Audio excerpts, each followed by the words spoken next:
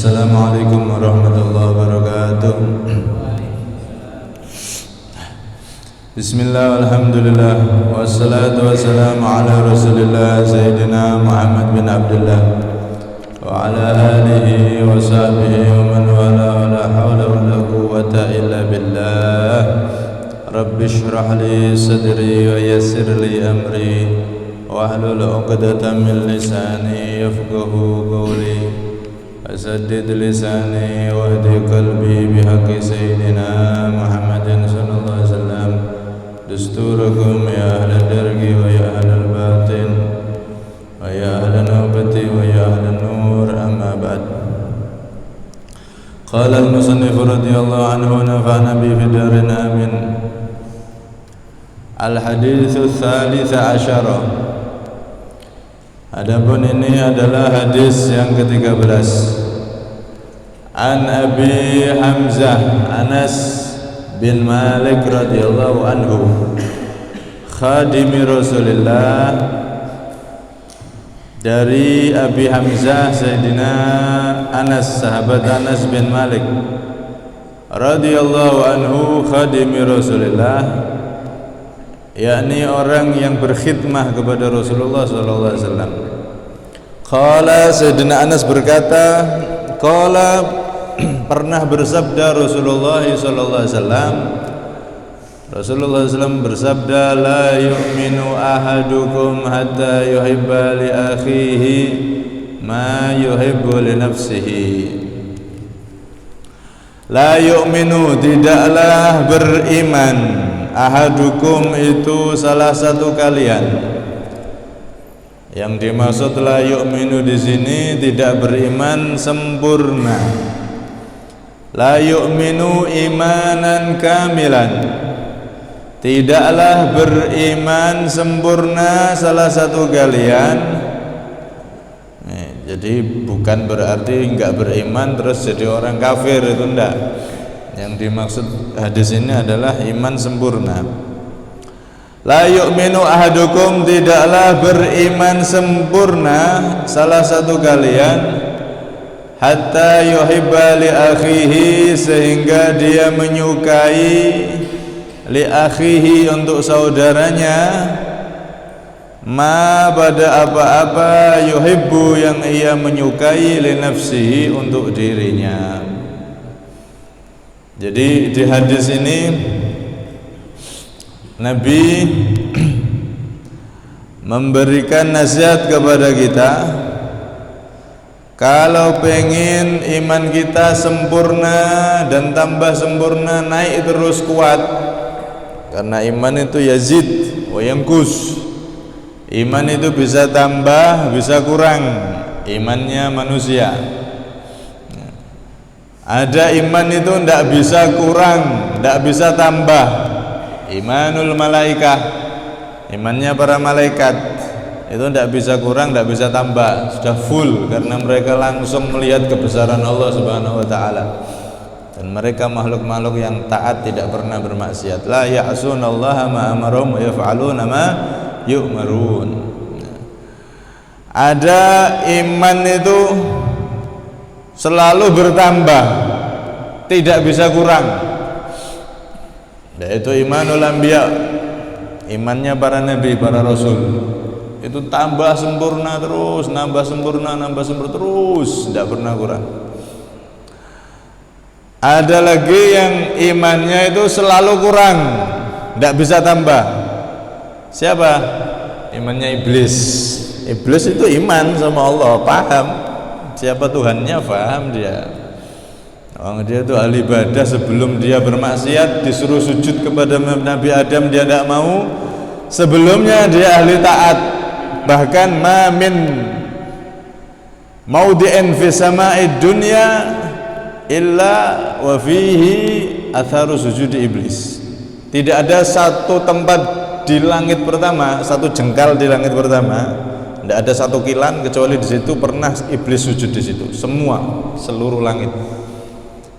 Ibadahnya sebelum itu puluhan ribuan tahun, ya, ribuan tahun iblis itu. Akan tetapi hatinya sombong, ana khairum minhu, Ini berbahaya. Ini pelajaran untuk kita. Bahkan kata ulama, andaikan seluruh hidup kita itu dihabiskan untuk ibadah, itu masih kalah dengan ibadahnya iblis. Tidak ada 1/10 dari ibadahnya iblis. Mau kita dari lahir cepret bayi langsung iso ibadah, misal sampai meninggal ibadah tok wis, ndak pernah jagongan, apalagi maksiat, ibadah tok seumur hidup. Manusia umurnya kan paling 60-70. Itu kalau pahalanya ditimbang sama pahalanya iblis, ketika dia ibadah dibanding ibadahnya iblis dulu sebelum dia dilaknat, itu ndak ada 10%-nya. Masih jauh lebih banyak ibadahnya iblis, tapi dia sombong, akhirnya dia dilaknat. Nah, imannya selalu berkurang terus berkurang sampai akhirnya dia nanti imannya habis dan jadi penghuni neraka selamanya. Itu imannya iblis. Nah, jadi ada iman yang selalu tidak tambah tidak kurang, imannya malaikat. Ada iman yang selalu bertambah sempurna, imannya para rasul, para nabi. Ada iman yang selalu berkurang, tidak pernah bisa tambah, imannya iblis. Dan ada iman yang bisa kurang bisa tambah, yaitu imannya kita ini manusia. Nah, imannya kuat ya, pas dapat hidayah imannya kuat, wis taat, menikmati taat, menikmati baca Quran. Tapi kalau sudah imannya ini berkurang, wis kadang ibadah itu malas, ada karu-karuan. Sholat kadang ditinggalkan, itu tanda imannya sudah menipis. Nah ini kata Rasulullah, termasuk tips agar iman kita itu bertambah sempurna, tambah kuat adalah ini apa? Menyukai untuk orang lain apa-apa yang kita sukai untuk diri kita. Kita suka kalau makan enak, pakaian bagus, maka coba lihat kanan kiri kita, tetangga kita, atau mungkin bahkan family kita, makannya sudah enak belum? Oh, makannya seadanya karena dia kekurangan. Cobalah berbagi. Yang kita misalkan makan ayam panggang atau masak-masakan yang enak-enak terus dia beri, coba ambil sedikit bagikan. Sebagaimana kita seneng kalau makanan enak, kita juga seneng makanan enak ini dimakan oleh saudara kita sesama umat Islam. Pakaian juga sama, pakaian kita pengen enak, pengen bagus dan seterusnya. Semenjak hal-hal yang tidak maksiat, segala yang kita sukai untuk diri kita, untuk keluarga kita, kita juga sukai hal itu, sesuatu itu juga bisa dirasakan oleh yang lain. Ini adalah cara agar iman kita semakin sempurna. Ya. Seperti itu dikiaskan dalam semua hal. Tapi hal-hal yang tidak maksiat loh ya. Tidak akan sempurna iman seseorang dari kalian sampai menyukai sesuatu untuk saudaranya sebagaimana dia sukai untuk dirinya.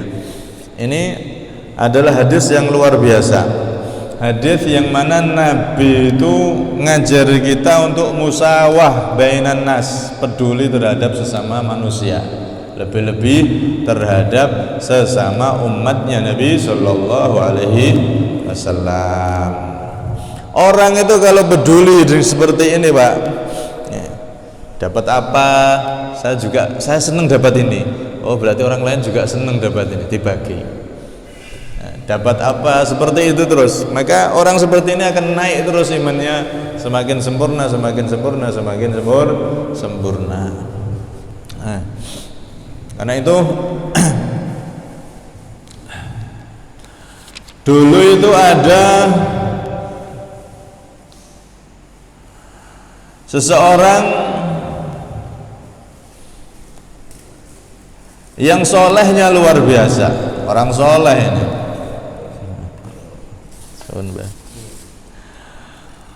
Orang yang sangat soleh mengamalkan hadis ini. Segala sesuatu yang kita pengini, kita senangi juga kita senang untuk didapat orang lain. Sebaliknya, segala sesuatu yang kita tidak senang juga kita tidak senang itu menimpa orang lain. Ada orang soleh itu di rumahnya penuh dengan tikus, penuh dengan tikus. Saat itu tidak ada obat macam-macam. Obat biar tikus itu hilang ya kucing, melihara kucing. Saking banyaknya itu sampai-sampai kalau ada tamu, ini tamunya yang sampai risih. Duh, tikus kok banyak gini, tidak melihara kucing sampai. Melihara kucing biar hilang nih tikus-tikus ini. Iktani hirrah. Maka apa jawab orang soleh itu? Akhsha an yasma'al fa'ru sotal hirrah fayahrab ila duwaril jiran fa akunu qad ahbabtu lahum ma la yuhibbu li nafsi. Aku ini khawatir kalau aku melihara kucing, nanti tikus-tikus itu akan berlarian pindah ke rumah tetangga-tetanggaku, pindah ke rumah tetangga-tetanggaku. Sebagaimana aku tidak pengen ada tikus banyak di rumahku, aku juga tidak pengen ada tikus-tikus ini ganggu ke rumah orang lain. Biarlah saya yang terganggu. Sampai seperti itu. Biar sudah saya terganggu tikus-tikus ini. Kalau saya melihara kucing, nanti takutnya tikus ini malah ganggu orang lain. Sebagaimana aku tidak mau diganggu, aku juga tidak akan membiarkan tetangga-tetanggaku terganggu dengan tikus-tikus ini. Sudah biarkan di rumahku aja. Sampai seperti itu. Ya Allah. Syekhuna Habib Taufik As-Segaf, guru kita Habib Taufik As-Segaf, atauallahu umrah fi khairin afiyah. Beliau itu pernah menceritakan dahulu tuh ada orang soleh punya kios di pasar. Kemudian di pasar itu terjadi musibah kebakaran. Terjadilah kebakaran. Maka namanya kebakaran di pasar, semuanya hampir saja terbakar semua sudah. Terbakar semua. Kecuali kios dari orang soleh ini. Kiosnya selamat, yang lain kebakar semua. Nah, ini bisa ya seperti itu. Kemarin tuh ada video viral itu sama seperti itu. Pasar ini bloknya semuanya kebakar kecuali warungnya siapa itu namanya. Warungnya ini tidak kebakar sama sekali, sosisnya masih utuh, terus jualan-jualannya yang di situ masih utuh semua, tidak tersentuh habis sama sekali. Ketika didatangi masih utuh, ternyata orangnya ahli sedekah, orangnya ahli zakat. Kalau ada orang susah dia suka bantu. Semuanya sebelahnya terbakar semua. Ada tuh videonya, sampai coba cari di YouTube ada. Kebakaran di suatu pasar, semuanya kebakar kecuali satu orang ini dok. Tokonya semuanya tidak ada satupun barang yang dia jual kebakar, tidak tersentuh api sama sekali. Ternyata dia ahli sedekah, ahli ibadah, dan ahli berbagi peduli. Ini zaman sekarang ada, zaman dulu juga sama ini ada. Semua pasar kebakar kecuali kiosnya orang soleh ini. Akhirnya dikabari, dia punya dapat kabar itu, ya namanya tidak kebakar sendiri. Alhamdulillah, kios saya masih utuh. Alhamdulillah. Dia mengucapkan alhamdulillah. Terus setelah mengucapkan alhamdulillah dia merenung, loh, kok saya seneng? Saya seneng dibalik penderitaan saudara-saudara saya ini semuanya sedih. Saya kok seneng? Toko saya selamat, saya seneng. Alhamdulillah. Saya seneng dibalik penderitaan semua saudara-saudara yang berjualan. Akhirnya apa yang terjadi? Berarti saya ini seneng mendapatkan sesuatu untuk diri saya, dan orang lain semuanya tidak dapat itu. Tokonya tidak ada yang selamat. Kok saya malah seneng? Ini berarti saya tidak mengamalkan hadis ini. La yu'minu ahadukum hatta yuhibba li akhihi ma yuhibbu li nafsihi. Kalau ada saudaranya tertimpa musibah, harusnya kita juga ikut sedih. Kalau ada saudaranya dapat nikmat, kita juga ikut seneng, kan begitu. Ini saya malah seneng, padahal yang lain tertimpa musibah. Dia baca alhamdulillah tadi itu, terus astagfirullah, istighfar. Akhirnya apa yang terjadi? Dia qodoi itu, Pak. Dia qodoi selama saat itu mulai balik dia umur 30 tahun 30 tahun dia qodoi sholat. Kenapa? Karena takut kena hadis ini, la yu'minu ahadukum, tidak beriman salah satu kalian, tidak beriman sempurna, takut tidak sholatnya tidak sah, aku berarti bukan orang yang beriman. Akhirnya diulangi itu semua sholat-sholatnya. Kenapa? Karena mengucapkan alhamdulillah di saat semuanya kena musibah. Padahal aslinya ya tidak apa-apa, memang dia selamat kok tokonya, alhamdulillah atau memang. Tapi karena kanan kirinya semuanya kena musibah, dia merasa bersalah di situ. Ya Allah, ini orang-orang dulu itu seperti itu, ya. Orang-orang soleh yang mereka itu selalu peduli terhadap sesama. Masya Allah. Dahulu di zaman Nabi itu juga ada seorang lelaki yang datang kepada Rasulullah, minta izin. Izinnya izin yang nggak sopan ini. Minta izin apa? Ya Rasulullah, wahai Rasulullah, i'dan li fi zina. Izinkan Nabi khusus untuk saya, bolehkan untuk berzina. Wah, enak model ini. Pemuda minta izin Nabi. Kalau yang lain haram enggak apa, biar sudah Nabi, tapi khusus untuk saya izinkan Nabi. Biar zina itu khusus untuk saya boleh. Maka apa kata Rasulullah? Saat itu para sahabat yang di sekitar Nabi sudah wajahnya memerah, pengen menghajar orang ini, pemuda ini kurang ajar, tidak sopan ini, sudah jelas-jelas zina itu haram kok, malah minta izin sama Nabi.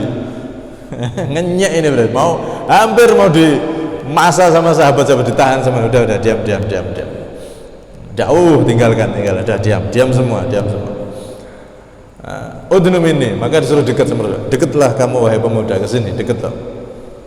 Maka kemudian Nabi dengan lembutnya pengen nyadarkan pemuda ini, dengan lembutnya Nabi, atuhibbu an yuf'ala dzalika bi ukhtik, apakah kamu itu suka, apakah kamu mau andaikan zina itu diperlakukan dengan saudara perempuanmu kalau dizinai kamu mau?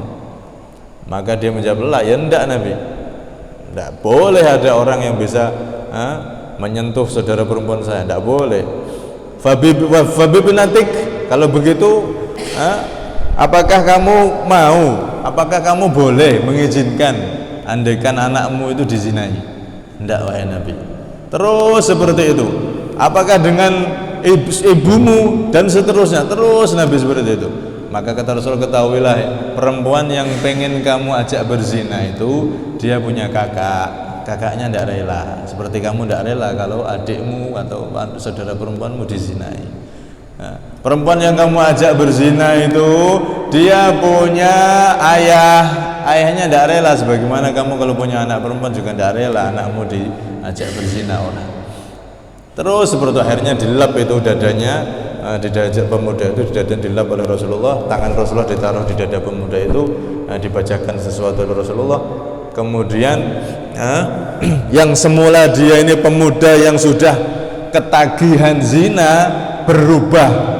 Satu hal yang paling dia sukai saat itu adalah berzina. Maka ketika setelah dinasihati Nabi dan tangan Nabi ditaruh di dadanya, kemudian dia ngomong, ya Allah, setelah itu kalian tahu, dia ngomong sama teman-temannya, di dunia ini tidak ada yang paling aku benci kecuali perzinahan.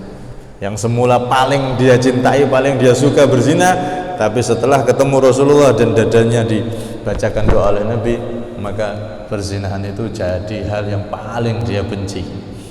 Subhanallah. Karena itu kalau kita ketemu orang soleh, termasuk salah satu ajaran kita itu minta doa sama beliau, tangannya suruh nempelkan di dada kita di sebelah kanan. Dada yang sini karena ini adalah jantung dan hati. Sebelah kiri ya, sebelah kiri gini. Di bawah di bawah susu 2 jari. Nah di situ biasanya begini. Atau di sini. Nah itu kita minta doa sambil kita minta tangan beliau taruh di dada kita, sebagaimana dulu sahabat ini juga didoakan Nabi seperti itu.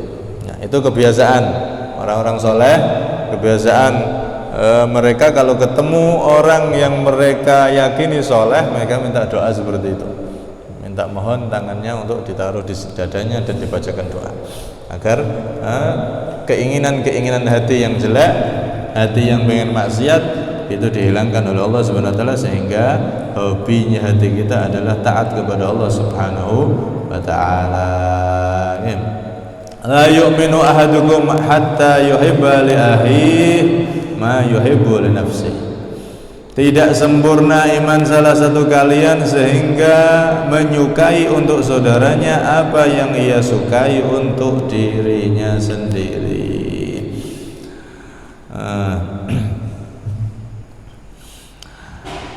Ada seorang namanya Ahnaf, Imam Ahnaf. Imam Ahnaf ini karena ahlaman nas, manusia yang paling bijak di zamannya, paling sabar sudah pokoknya, top ini. Maka ditanya oleh orang, wahai Imam, engkau kok punya kebijaksanaan, kesabaran yang begitu besar ini, bagaimana wahai Imam? Kok bisa saking sabare, saking bijaksananya ini? Maka dulunya engkau belajar itu bagaimana wahai Imam? Kuntu idza karihtu syai'an min ghairi lam af'al bi ahadin mithlahu. Tipnya itu satu ini, kata beliau. Aku itu kalau tidak suka sesuatu yang diperbuat oleh orang lain kepadaku, maka aku tidak melakukan itu kepada orang lain. Aku tidak senang orang itu berbuat seperti ini kepada saya, maka saya tidak akan berbuat itu kepada orang lain. Udah, itu dipraktekno, dipraktekkan. Segala sesuatu yang nggak kepingin kita diperlakukan seperti itu, maka jangan memperlakukan seperti itu kepada orang lain. Contoh, kita tidak pengen diolok-olok atau dirasani, ya jangan ngerasani orang lain. Kita tidak pengen dicaci, ya jangan mencaci orang lain. Kita tidak pengen digosipi, ya jangan gosipi orang lain, dan seterusnya. Kita tidak pengen tanaman kita, sawit kita dicuri, ya jangan mencuri sawit orang lain. Oh, ini kalau dipraktekno sudah aman sudah negeri. Hadis ini kalau dipraktekkan, maka setiap dari kita akan saling peduli dan aman. Masya Allah.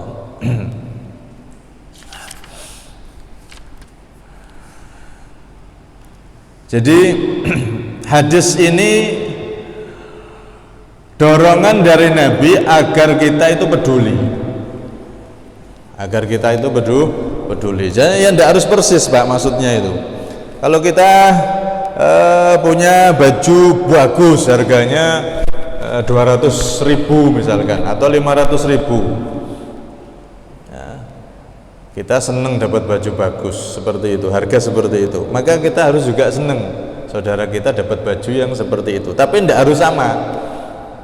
Ya, kita bagi uang 100.000 kah, di bawah itu tidak apa-apa. Yang penting maksudnya hadis ini tuh peduli terhadap sesama.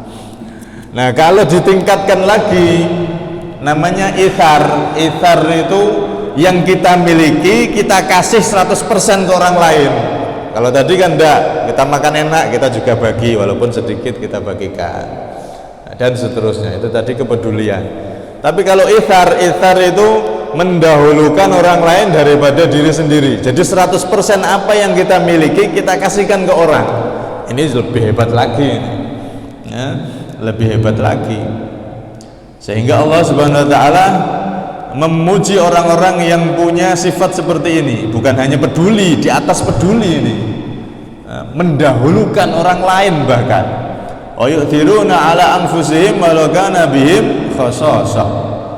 Mereka adalah orang-orang hebat yang mendahulukan orang lain daripada diri sendiri, walaupun mereka itu butuh, padahal mereka juga membutuhkan, tapi didahulukan orang lain. Hudzaifah al-Adawi dulu ketika perang Yarmuk, ini lihat ya, para sahabat dulu itu mendahulukan orang lain daripada dirinya sendiri. Saya ini mencari ibnu ammi, anak dari pamanku, berarti misanan saya cari, dia ikut perang, saya bawa air. Saat itu selesai peperangan, saya cari misanan saya, siapa tahu masih hidup, mungkin haus, mau tak minumi. Dicari bener ketemu, luka parah sudah, bener masih hidup. Nah, akhirnya ditawari minum, mau tak minum ya, dia mengangguk, tidak bisa ngomong sudah. Ketika mau diminum, dikasih minum, di sebelahnya itu ada sahabat yang lain yang kesakitan, menunjukkan dia juga kehausan. Maka misananya itu nih mengisyaratkan, dah sana dulu, kasih dulu itu teman saya yang sebelah itu, dia lebih haus dari saya. Bener, akhirnya pindah ke sebelahnya. Mau dikasih minum, yang sebelahnya lagi merasa kesakitan, sama, yang ini gak mau, disuruh pindah lagi ke sebelahnya. Terus seperti itu, pindah sampai akhirnya balik ke misanannya lagi, mau dikasih minum, meninggal. Lari ke sana, dikasih minum, meninggal. Semuanya akhirnya meninggal. Saking hebatnya mereka mendahulukan orang lain. Ini para sahabat Rasulullah SAW. Sampai balik ke awal lagi, ya Allah. Padahal cuma minum sebentar tok, gelek itu cepet tok, segera ke sana bisa. Tapi tidak mau, dah sana dulu, biar dia puas minumnya. Sampai seperti ini potret para sahabat dulu, Pak. Para sahabat dulu itu seperti itu. Sayyidina Umar ketika menjadi khalifah, jadi mereka tuh tidak hanya sekedar peduli, tapi bahkan mendahulukan orang lain daripada diri sendiri. Hebatnya sahabat itu, dipuji sama Allah tadi itu. Wa yu'thiruna 'ala anfusihim walau kana bihim khasasah. Sayyidina Umar ketika jadi khalifah ini pengen mengetes para sahabat-sahabat yang masih hidup saat itu. Karena Abu Bakar sudah wafat, Rasulullah sudah wafat. Pengen tahu Sayyidina Umar ini, para sahabat ini berubah enggak mereka, ini sifat-sifat mereka. Sayyidina Umar kirim harta dari Baitul Mal kepada Ubaidah ibnul Jarrah. Dikirimlah kepada Ubaidah uang, sembako dan lain-lain. Dikirim, utusannya suruh ngawasi, kamu ketika ngasih ini nanti harta ini banyak ini ke Ubaidah, jangan pulang dulu, kamu lihat apa yang dilakukan Ubaidah dengan harta ini. Benar, diawasi. Nah ternyata Sayyidina Ubaidah bin Jarrah ini ketika dikasih Sayyidina Umar uang dan lain-lain itu dibagi-bagi, Pak. Nah, dia ngambil berapa dirham, oh ini tolong bagikan ke sana, nyuruh keluarganya, anaknya atau lainnya, ini bagi sana, sampai habis tinggal sedikit tok untuk keluarganya. Semuanya dibagi, karena apa? Saling peduli tadi itu, mendahulukan orang lain. Begitu juga Sayyidina Umar mengirim pada Mu'ad bin Jabal, sama harta kayak itu tadi. Dikirim banyak sama Sayyidina Umar, sampai di rumahnya dibagi-bagi sama Sayyidina Mu'ad bin Jabal, tidak berubah ternyata. Sampai mau habis itu, istrinya Mu'ad bin Jabal tahu, suamiku kita belum dapat, jangan dihabisin, tinggal 2 dinar dong. Ya udah, ini tinggal 2 buat kamu. Sampai keluarganya sendiri kelupaan karena peduli dengan sahabat-sahabat yang lain yang membutuhkan. Harta yang didapat dari Sayyidina Umar dibagi semua, hampir habis. Istrinya nginget, loh suami kita ini belum dapat uang untuk beli makanan, kita belum makan. Oh iya, ini masih 2, tinggal sisa 2. Kalau tidak diingatkan istrinya, sudah habis ini, dibagi semua kepada yang lain yang membutuhkan. Mereka itu seperti itu, Pak.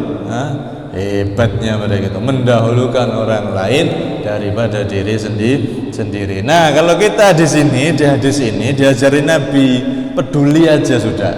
Kalau nggak bisa seperti para sahabat yang mendahulukan orang lain daripada diri sendiri, cukup kita peduli, ambil sebagian. Kalau tidak bisa 100% dikasih orang, maka ambil dari sebagian yang kita miliki, kita berikan kepada yang membutuhkan. Masya Allah. Termasuk peristiwa yang sama di zaman sahabat Nabi, sama kayak tadi, cuman ini kasusnya beda.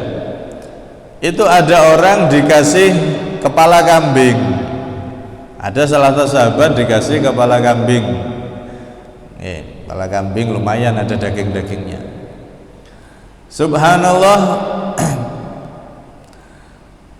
setelah diterima, padahal ini orang tidak punya, jarang makan daging. Kalau kita kan seperti itu, dapat kambing udah disate sendiri, bos, saatnya sudah ini makan enak anak-anak ini. Seperti ketika hari korban, itu orang-orang yang tidak punya kan makan daging saat itu, mumpung ada daging gratis.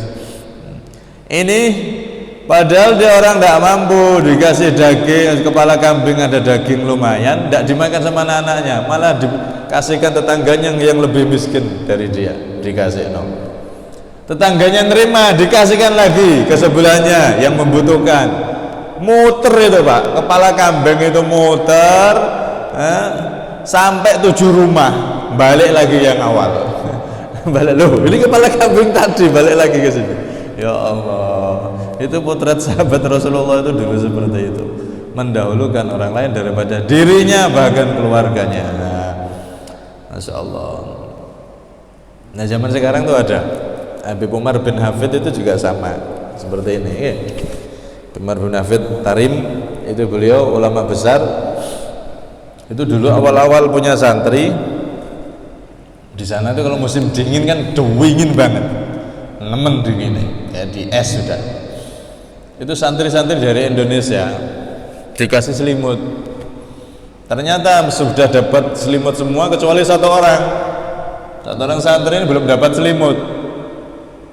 Masih kurang selimutnya. Iya ini Habib, kurang satu ini. Ada yang belum dapat. Yes. Akhirnya beliau masuk ke kamar, diambilkan selimut, dikasih ke santri itu. Udah ini ya, tidur yang enak semua, jangan sampai kedinginan, dipakai selimutnya. Udah tidur. Pas tidur santri yang terakhir dapat selimut ini tadi, pas tidur itu selimutnya bau pesing. Gimana ini Habib ini? Ngasih selimut saya kok pesing. Yang lain dikasih baru-baru, saya dikasih pesing gini selimutnya. Akhirnya pas pagi hari ada khodim beliau, pelayan beliau yang di rumah itu ngomong sama santri-santri, kalian tahu tadi malam semua dikasih selimut kan? Iya, ini kecuali saya nih, selimut saya pesing ini, bau kayak selimutnya anak-anak ini, bekas bayi ini, bau pesing selimut saya. Kamu tahu selimutmu ini adalah selimut dari anak beliau yang masih bayi di kamar itu. Selimutnya diambil, dikasihkan kamu biar kamu tidak kedinginan. Kamu tahu anak bayinya beliau di dalam kamar itu tanpa selimut, bayi cuman dipeluk sama beliau sama istrinya aja. Selimutnya seadanya, tidak ada selimut. Demi untuk kalian anak beliau sampai tidak selimutan padahal masih bayi di kayak Nusantara ini. Ada ternyata seperti itu, orang-orang yang seperti itu niru daripada sifat-sifat para sahabat dahulu. Kalau zaman sekarang kayak gitu sudah langka banget Pak. Mendahulukan orang lain daripada diri sendiri dan keluarganya. Masya Allah. Termasuk para ulama-ulama dulu itu kunci suksesnya yaitu rahmatnya kepada umatnya Nabi itu melebihi rahmatnya dia, sayangnya dia kepada dirinya dan keluarganya sendiri. Sayang kepada umatnya Rasulullah SAW melebihi sayangnya kepada diri dan keluarganya sendiri. Nah, cuman ini kalau kita praktek semacam ini, tidak gampang. Keluarganya harus dididik bener, paham bener, baru bisa. Ini makanan ini kita kasih semua ya ke tetangga, ngamuk bojone Pak. Kalau tidak paham harus dipahamkan dulu, jangan langsung tiba-tiba praktek. Ya minimal tadi itu di hadis ini Rasulullah menganjurkan agar peduli. Kalau tidak bisa ithar mendahulukan orang lain, minimal kita jadi orang yang peka, jadi orang yang peduli terhadap sesama, karena itu adalah sebagai salah satu tip agar iman kita semakin sempurna dan semakin kuat di sisi Allah Subhanahu wa taala. La yu'minu ahadukum hatta yuhibba li akhihi ma yuhibbu li nafsihi.